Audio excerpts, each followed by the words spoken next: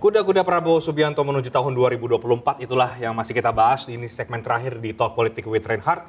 Saya masih bersama dengan 3 narasumber. Saya akan ke Bang Ariza sekarang. Bang Ariza, ada dukungan dari ex-relawan Pak Jokowi, Joman menjadi Prabowo mania. Ada pertemuan dengan Pak Presiden Jokowi. Ada endorsement dalam tanda kutip yang berkali-kali disampaikan oleh Presiden Jokowi. Ini sebetulnya sudah sinyal yang sangat jelas. Bagaimana Gerindra sekarang menyiapkan Pak Prabowo untuk bisa maju di 2024 dan diumumkan secara definitif sebagai capres? Ya, yang pertama saya jawab yang kedua dulu. Soal diumumkan sebagai capres cawapres kan nanti resminya KPU. Tentu masih lama. Seperti yang disampaikan oleh Mas Saiful Huda, ya kami berdua terus membangun, memperat, mempersolid ya, hubungan antara kedua partai. Di samping itu juga kami memberi ruang dan tentu mengajak, tidak hanya memberi ruang kesempatan tapi juga mengajak partai lain untuk bergabung.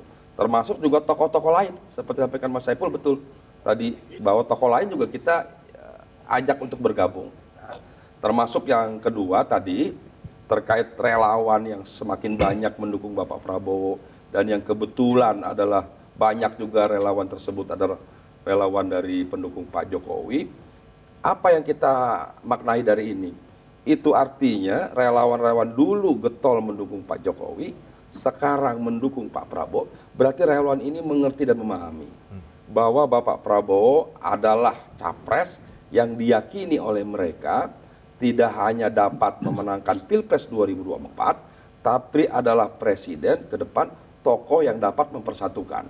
Jadi kelebihan Bapak Prabowo adalah tokoh pimpinan partai, Menteri Pertahanan sekarang, yang menjadi capres yang dapat mempersatukan bangsa. Kita tahu pemilu 2014, pemilu 2019 terjadi polarisasi yang sedemikian.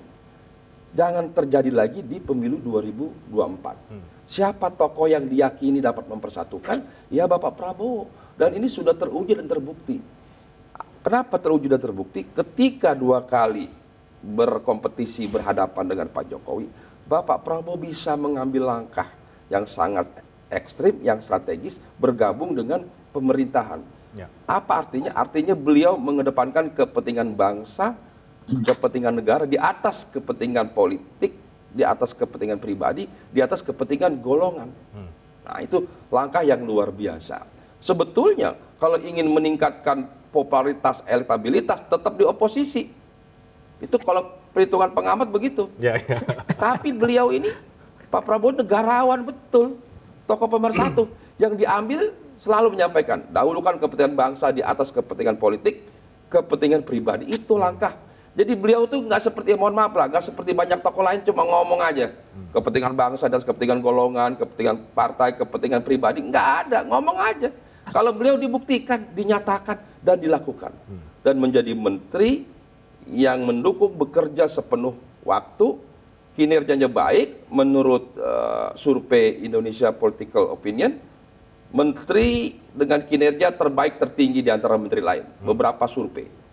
Membuktikan apa? Dia itu ikut koalisi, beliau tidak asal ikut-ikut begitu, tapi menunjukkan kinerjanya yang baik untuk pemerintah, untuk Pak Jokowi, untuk bangsa negara. Inilah tokoh yang luar biasa. Kenapa kita harus pilih Pak Prabowo sebagai presiden 2024? Bangsa ini yang sangat heterogen, yang sangat luas, beragam, dan lain sebagai kebinekaan luar biasa, butuh tokoh yang mempersatukan. Kalau tidak hancur bangsa kita. Itulah sebabnya sudah saatnya Pak Prabowo sebagai presiden. Untuk menuju ke sana yang jelas Gerindra nggak bisa sendirian. Tentu dengan PKB. Ada PKB. Tapi kalau PKB mematok bahwa cawapresnya mesti Caimin, bagaimana? Tadi sudah sampaikan Mas Saiful, sudah ada kesepakatan itu sudah wilayah 2 tokoh ini. Kita percayalah 2 tokoh ini kan tokoh yang luar biasa, Caimin dengan Bapak Prabowo. Tidak diragukan, beliau nanti akan memutuskan yang terbaik. Tadi sampaikan, Gerindra memutuskan Pak Prabowo, PKB memutuskan Caimin, sama-sama sebagai capres loh, ya kan? Nah, tentu satu capres cuma satu, cawapres cuma satu. Ya nanti berunding lah mereka. Saya tidak ingin mendahului. Nanti itu wilayah para ketua umum. Saya kira kami kader Partai Gerindra dan juga PKB memahami, mengerti, menghormati keputusan itu pada kedua tokoh tersebut. Ya, sebelum saya ke Mas Saiful Huda, saya ke Kang Ujang. Kang Ujang, kita melihat mungkin ya, saya bicara mungkin ya, belajar dari pengalaman di 2019-2014, di mana Pak Prabowo tidak begitu mendulang suara di daerah Jawa Timur begitu ya. Ini kemudian ada strategi berkoalisi dengan PKB atau berkali-kali kita lihat Pak Prabowo sowan ke ulama di Jawa Timur bertemu dengan Gubernur Khofifah. Apakah ini menurut Anda bisa menjadi dorongan elektoral bagi Pak Prabowo untuk bisa menang kali ini? Iya, ini kan pengalaman yang luar biasa bagi Pak Prabowo ya. Kita tahu bahwa terakhir Pak Jokowi berpasangan dengan Pak Kiai Ma'ruf Amin. Ini kan jelas tokoh ulama hebat ya, yang dimiliki oleh NU. Maka ya suara gerbong NU ya termasuk PKB pasti akan masuk ke Pak Jokowi ketika itu. Oleh karena itu nanti juga sama ini. Siapa figur atau tokoh ya tadi ya baik Cak Imin maupun Khofifah yang cawapreskan, mohon maaf ya, mendampingi Pak Prabowo, itu juga akan menjadi magnet. Oleh karena itu tadi ya basis battlegroundnya ya pertarungan pilpres salah satunya ada di Jawa Timur itu, karena basis pemilih yang tadi ya katakan begini loh, kalau di NU itu kan sami'na wa ata'na, sam'an wa ta'atan gitu. Jadi ya kami mendengar dan kami taat gitu. Biasanya perintah dan titah kiai ya diikuti. Oleh karena itu ya Pak Prabowo tahu betul bahwa kekurangan 2019 lalu adalah beliau mohon maaf tidak mendapatkan suara dari basis dukungan kalangan Nahdliyin. Oleh karena itu ya perlu memegang atau bersiraturahmi ini dekat dengan tokoh-tokoh NU, baik dalam level yang paling tinggi maupun menengah dan bawah. Ini penting. Oleh karena itu ya saya melihat Pak Prabowo akan jalan terus, ya terutama Jawa Timur ini. Ya, Jawa Barat katakanlah sudah dikuasai kan, menang Gerindra itu. Ya Jawa Tengah tergantung nanti siapa PDIP mencalonkan Puan atau Ganjar, tergantung nanti. Maka Jawa Timur itu ya tadi bisa diraih kalau Pak Prabowo menggandeng cawapresnya dari kalangan tadi Nahdliyin. Jadi Anda meyakini Pak Prabowo akan menggandeng cawapres dari kalangan Nahdliyin. Siapakah? Apakah itu kemudian Bu Khofifah, apakah itu Gus Muhaimin atau tokoh-tokoh yang lain? Ya, saya meyakini itu. Karena disitulah kekurangan atau minus Pak Prabowo di 2019 yang lalu. Dan Pak Prabowo ini maju sudah 3 kali, cawapres sekali, capres 2 kali. Jadi kalau 2024 nanti the last battle, pertarungan terakhir, dia harus menang. Nah dari fakta politik ini, Kang Ujang, ini kita agak melompat ke 2024 ya. Kansnya Pak Prabowo sekarang lebih besar atau masih 50-50? Saya meyakini begini, Pak Prabowo punya pengalaman. Tadi kekurangannya sudah dibaca, lalu kelebihannya juga ada. Nah sekarang itu yang dibutuhkan oleh Pak Prabowo selain dukungan publik, selain dukungan rakyat, pertama mengembalikan tokoh-tokoh yang pernah kecewa. Itu penting merangkul kembali. Bagaimanapun mereka adalah pendukung Prabowo yang banyak. Saya pernah Bang Riza ya ke bawah tuh ke masyarakat. Mereka sempat kecewa saya menyumbang katanya untuk Prabowo Sandi 50.000 untuk dana kampanye, tapi ke pemerintah, tapi itu lupakan. Tapi itu kan minus yang harus ditambal, yang harus didekati kembali, harus dirangkul kembali. Tokoh 212 juga sama, itu harus dirangkul kembali, ini penting. Yang ketiga yang harus penting dilakukan adalah mendapatkan restu dari Pak Jokowi sebagai presiden, karena 14 Februari 2024 adalah Pak Jokowi masih menjadi presiden, masih punya telunjuk bisa memenangkan siapa capres-cawapres yang akan didukungnya. Jadi ya penting betul mendekat kepada Pak Jokowi ya, dan hari ini kita tahu Pak Jokowi sangat dekat dengan Pak Prabowo dan tadi Pak Prabowo sering di-endorse oleh Pak Jokowi, dan itu endorsement itu sebenarnya sudah sinyal dukungan ya. Saya rasa meyakini iyalah seperti itu. Oke, jadi endorsement itu sudah sebagai dukungan, tinggal bagaimana sekarang Pak Prabowo memainkan langkah politiknya. Nah iya, kan gini, ya tadi hitungan kalkulasi yang matang, rasional, saya yakin dimiliki oleh Gerindra dan PKB. Pasti. Sekarang harus membaca juga peta kekuatan lawan seperti apa, itu juga harus ditentukan. Makanya sekarang masih pasang kuda-kuda nih semuanya. Masih mengintip ini kekuatan lawan seperti apa. Baru nanti kalau sudah ada yang mencapreskan salah satu saja, baru semuanya akan mendeklarasi satu sama lain itu. Kelihatannya hari ini masih belum berani, masih melihat mengintip kekuatan lawan politik yang lain.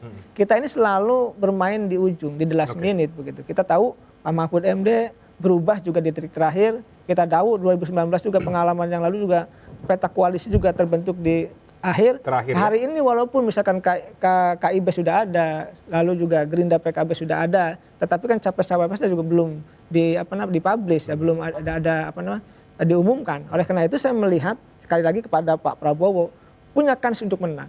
Tidak ada incumbent. Jadi semua capres-cawapres termasuk Pak Prabowo punya kans untuk menang. Oke, tapi koalisinya Gerindra PKB ini bakal terus atau di tengah jalan bisa tiba-tiba secerai secara politik? Butuh kebijaksanaan saya rasa dari Bang Huda dan Cak Imin ya. Karena saya melihat kuncinya ada di Cak Imin. Ketika Cak Imin misalkan ridho, rela misalkan ya, kalau cawapresnya Cak Imin udah clear, udah jelas. Misalkan Tapi kalau bukan? Kalau bukan, ini harus rela ridho juga, kebesaran jiwa. Misalkan dipilih yang lain dari kalangan Nahdliyin harus menerima, baru itu sebenarnya sesuatu kekuatan yang besar. Oke. Tetapi saya melihat tetap Cak Imin akan didorong oleh PKB akan mati-matian, dan itu memang menganggap sebagai hak beliau untuk maju sebagai cawapres. Ya, Mas Saiful Huda, ada tambahan dari Anda, Mas? Ya, sekali lagi kompetisi ini akan mudah memenangkan pasangan Pak Prabowo dan Cak Imin. Itu dalam hitungan politik kita, kalau ada 3 poros capres-cawapres atau ada 3 pasangan. Pasangan Cak Imin dan Pak Prabowo akan memenangkan secara mudah putaran Pilpres ini. Kalau 3 pasangan.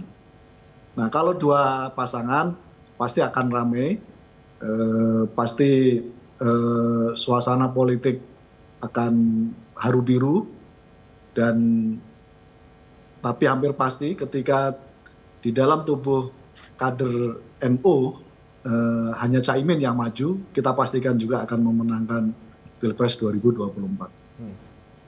Oke, meskipun seringkali kemudian Ketua Umum Anda dihadapkan dengan survei elektabilitas, itu kan yang selama ini dianggap menjadi batu sandungan juga, Mas Saiful Huda. Bagaimana PKB menanggapinya? Elektabilitas terakhir kan kita paling tinggi, Cak Imin paling tinggi di internal tokoh NU. Jadi pada konteks ini menjadi penting menghitung politiknya adalah di internal kader NU sendiri. Karena konfigurasi ini sangat menentukan, dan terkonfirmasi dari survei SMRC, Cak Imin tokoh NU yang paling tinggi elektabilitasnya. Oke, bahwa kemudian tokoh lain non-NU itu juga itu tidak menjadi pertimbangan kah, atau memang meyakini bahwa ya kalau bicara NU ya itu Anda melihat memang Gus Muhaimin lah yang paling berpeluang tinggi? Ya, kalau ngomongin tokoh NU kan 2 hal langsung dapat itu, Mas Reinhardt. Satu, dapat basis Jawa Timur. Yang kedua, dapat insentif dari suara Nahdliyin gitu. Karena itu wajar gitu jadi rebutan itu, dan ya itulah gitu.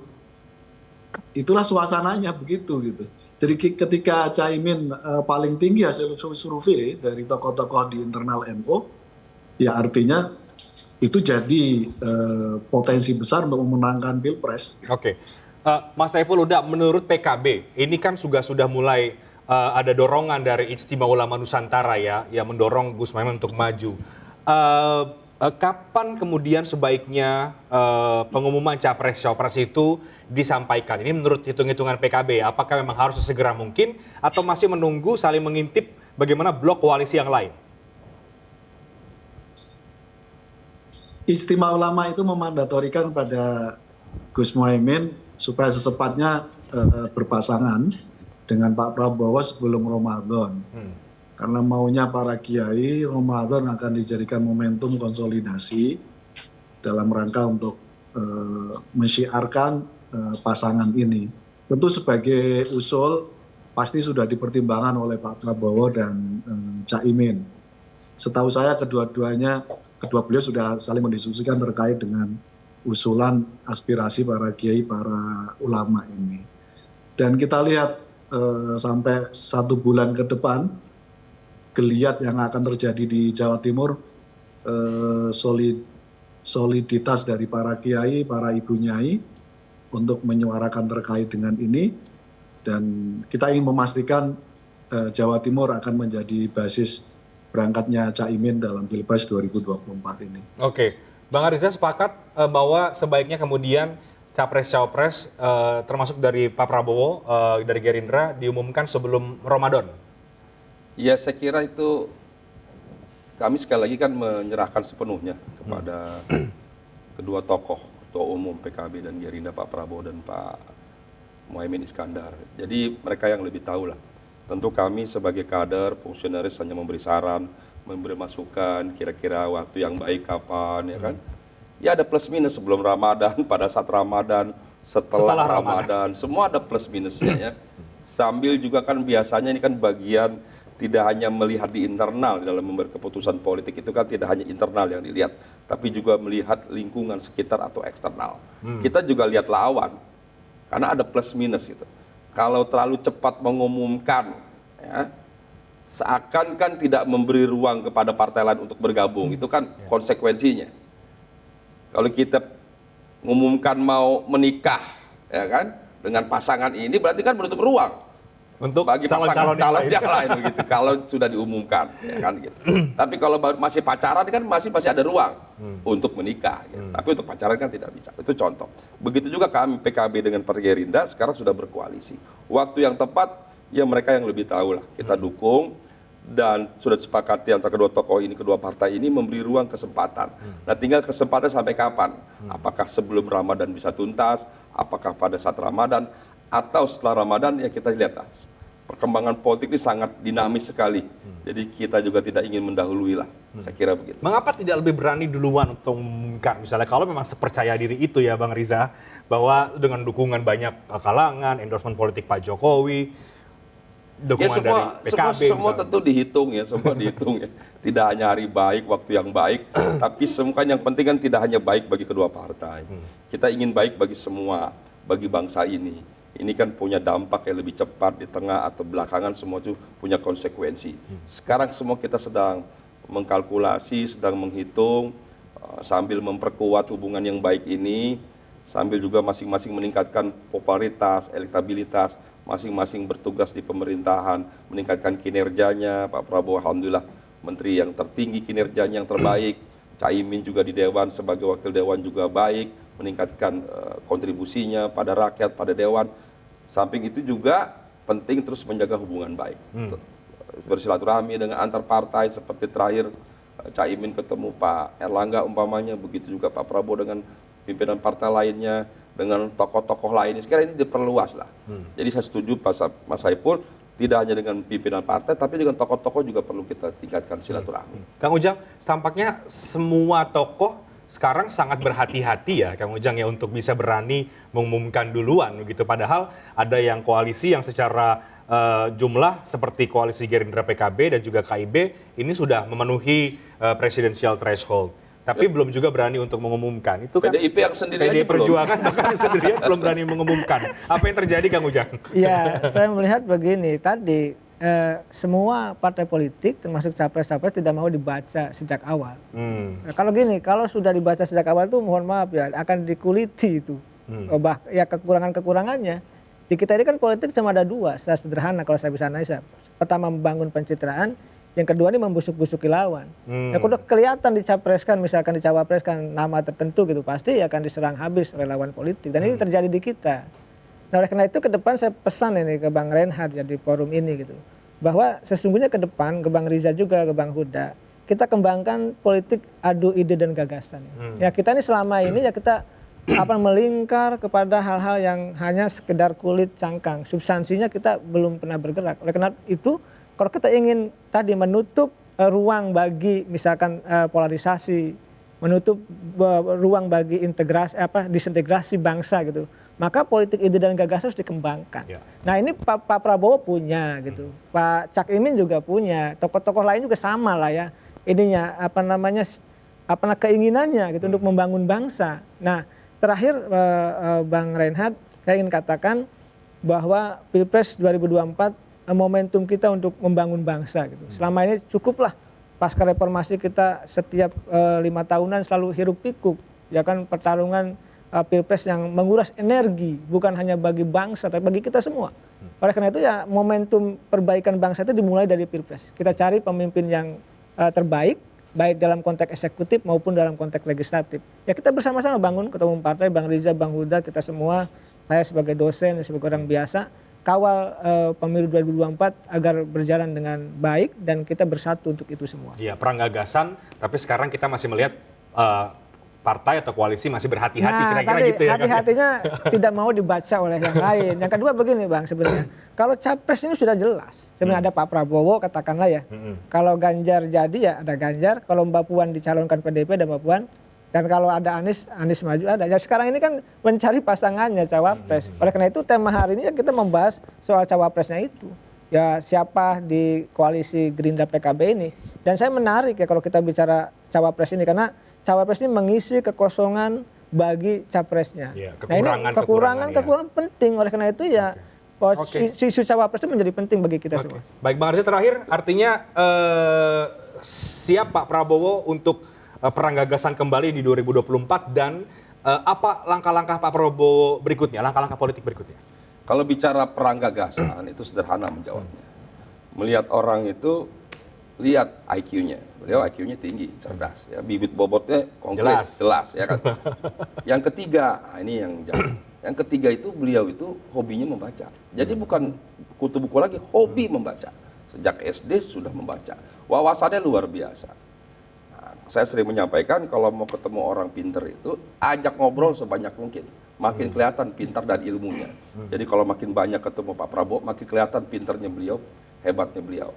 Jadi sudah tidak salah lagi, kita butuh pemimpin yang jujur, yang mengedepankan kepentingan bangsa, kepentingan rakyat, yang tulus, yang ikhlas, seperti sampaikan Gus Dur, Pak Prabowo ini orang paling ikhlas, insya Allah akan menjadi presiden ke depan. Dan yang keempat juga, Pak Prabowo ini orang yang punya wawasan yang luar biasa, punya hubungan internasional yang luar biasa. Dan yang terakhir, di tengah polarisasi, heterogenitas, kebinekaan Indonesia, kita butuh presiden yang dapat mempersatukan, diterima oleh semua kelompok, semua agama.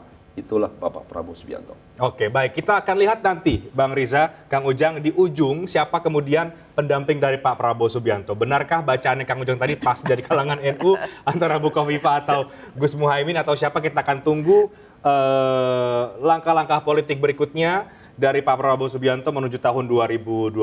Tapi ini diskusi yang menarik, paling tidak untuk menghadirkan perspektif kepada masyarakat akan tokoh-tokoh politik kita sekarang yang digadang-gadang akan maju untuk Pilpres 2024. Terima kasih banyak Bang Arza, terima kasih banyak Kang Ujang sudah hadir di Talk Politik with Reinhardt. Demikian Talk Politik with Reinhardt malam hari ini. Saya Rehat Sirait pamit, terima kasih. Selamat malam. Terima kasih.